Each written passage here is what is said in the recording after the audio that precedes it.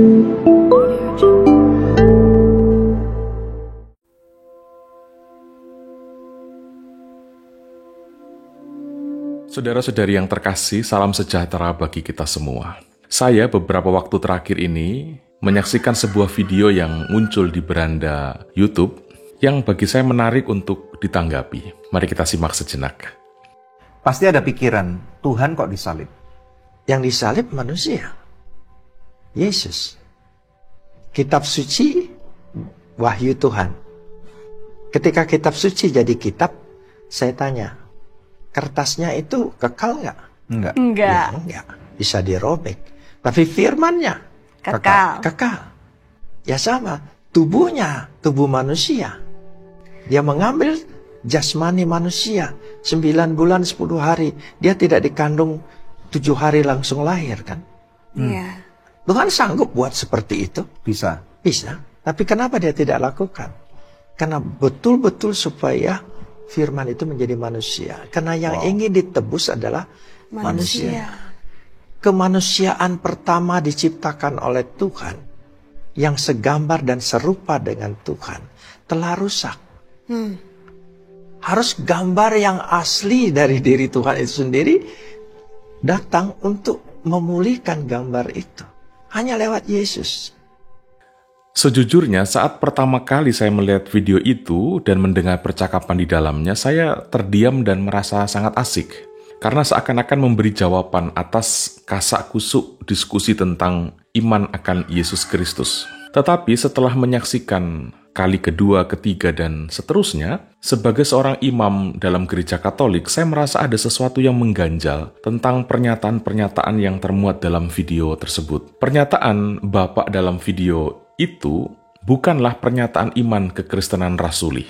Singkatnya seperti itu. Artinya pernyataan itu bukanlah pernyataan iman yang dimaksudkan oleh para rasul mengenai Yesus Kristus. Bahkan kalau dipelajari lebih mendalam, pernyataan Bapak dalam video tersebut sepertinya menghidupkan kembali dan seperti membenarkan ajaran yang dinyatakan sebagai sesat, seperti ajaran Sabellianisme dan Nestorianisme, yakni ajaran yang dulu pada abad-abad awal perkembangan gereja itu dikutuk. Nah, melalui video ini saya ingin mengajak Anda semua untuk mencermati beberapa hal berikut ini. Yesus disebut Kristus atau yang diurapi atau Mesias sejatinya adalah firman Allah yang menjadi manusia. Firman Allah itu bukanlah ciptaan Allah. Firman Allah itu keluar atau lahir dari Allah. Nah, firman Allah bukan dijadikan oleh Allah, melainkan ada bersama Allah itu sendiri. Dan firman Allah itu menjadi manusia.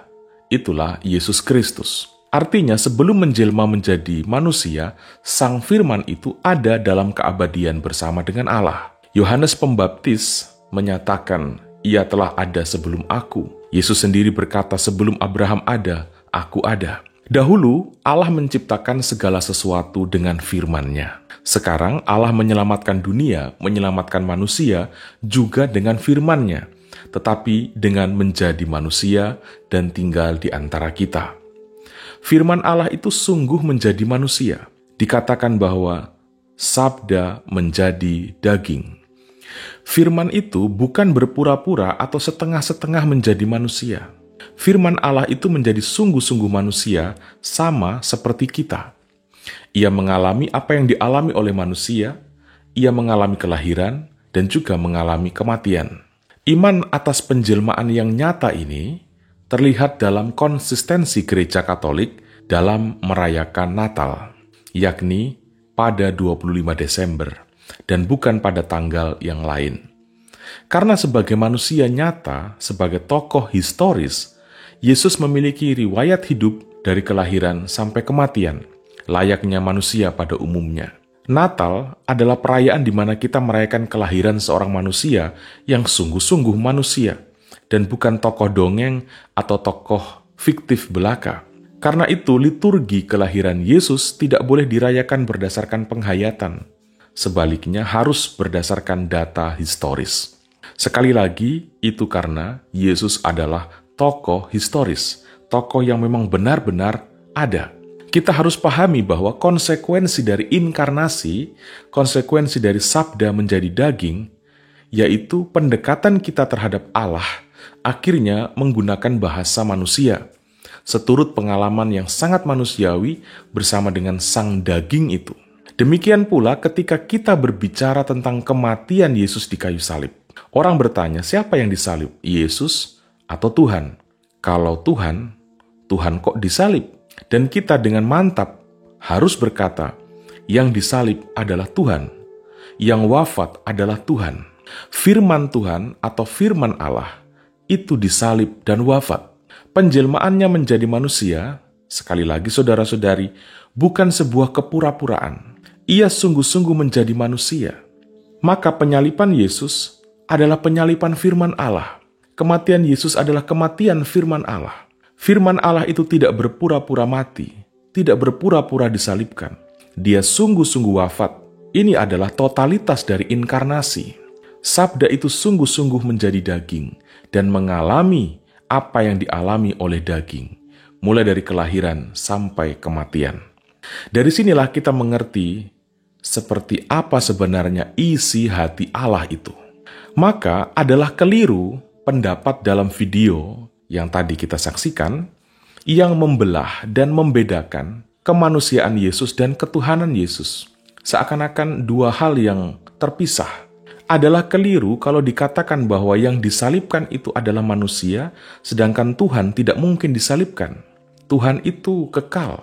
Adalah keliru, bahkan sesat, jika mengatakan bahwa kemanusiaan Yesus hanyalah cara Allah untuk menyelamatkan manusia.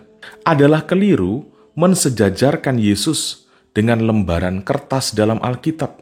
Kalau dikatakan rusaknya kertas dalam Alkitab tidak sama dengan rusaknya firman Allah, memang itu benar, tetapi analogi itu tidak bisa dipakai untuk menjelaskan tentang hakikat pribadi Yesus Kristus.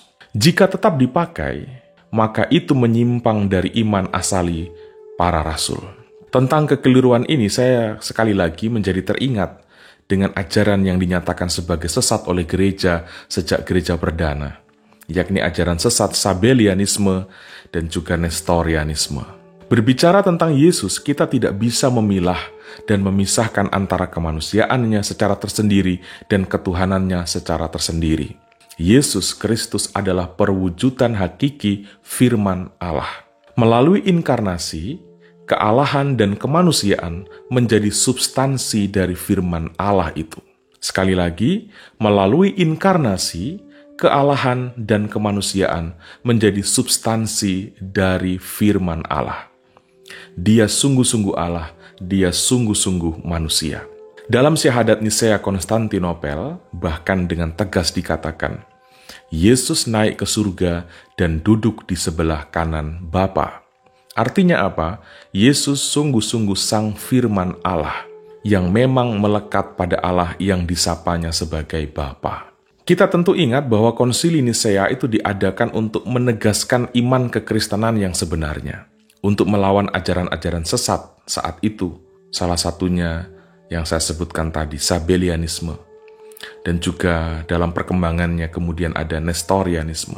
Orang-orang di luar sana mungkin risih mendengar pernyataan Tuhan disalib. Bukankah Tuhan itu maha kuasa? Penyaliban Tuhan seperti sebuah pernyataan yang memuat pertentangan tentang hakikat, tentang jati diri dari Tuhan itu sendiri. Karena ingin menyingkirkan kerisihan itu, banyak dari kita mencari jawaban termudah dan sederhana yang cocok dengan logika orang-orang, sampai-sampai menyederhanakan misteri ilahi untuk sekedar menuntaskan kekalutan orang yang bertanya. Bahkan tidak lagi peduli jika itu akhirnya menentang prinsip iman para rasul. Demi terdengar masuk di akal khalayak umum, kita rela memelintir sendiri iman kita. Ini tidak boleh terjadi. Atau mungkinkah kita sebenarnya sedang membangun iman kekristenan yang lepas dari iman para rasul? Tidak ada kekristenan di luar para rasul. Dan saudara-saudari, atas kekalutan pernyataan Tuhan kok disalib, saya memberi jawaban seperti ini. Inilah konsekuensi dari kasih.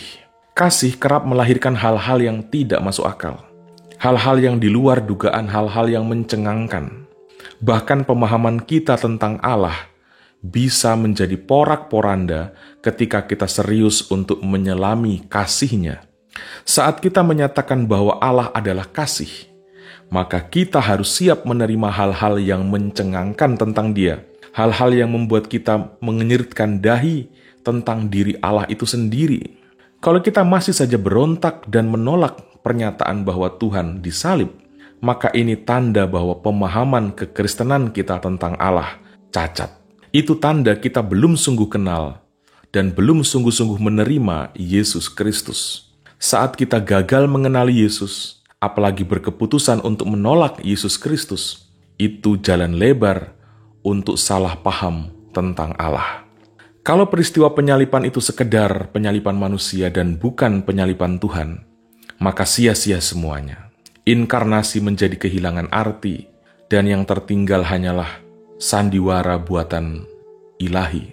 Apa yang perlu kita banggakan dari Tuhan yang sekedar bersandiwara seperti itu, yang ternyata memilih mengorbankan tubuh manusia demi sekedar memberi teladan dan contoh, dibandingkan dengan mengorbankan dirinya sendiri? Bukankah akhirnya yang kita temukan adalah Tuhan yang jahat dan bukan Tuhan yang pengasih?